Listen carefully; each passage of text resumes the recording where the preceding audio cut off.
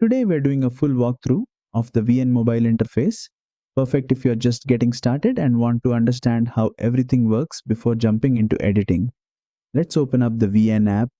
Right on the home screen, you'll see a big plus icon. Tap on it. Now, tap on Project, New Project.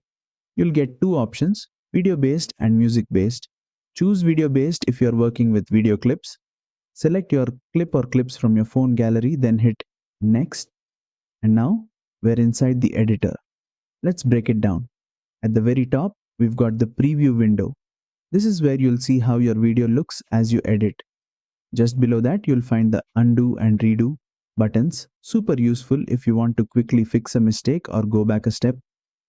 Now moving down to the core of the app, the timeline area.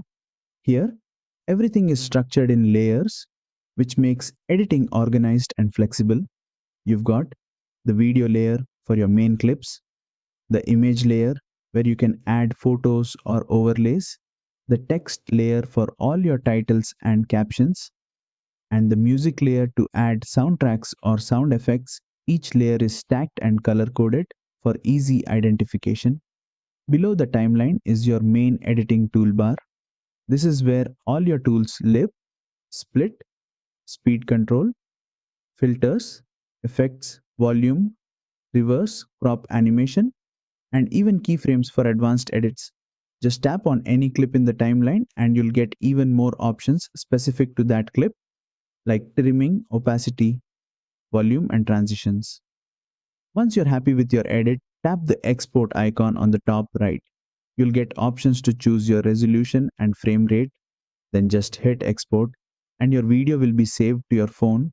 If you want to continue a project later, just go back to the home screen and check the project section where all your drafts are saved.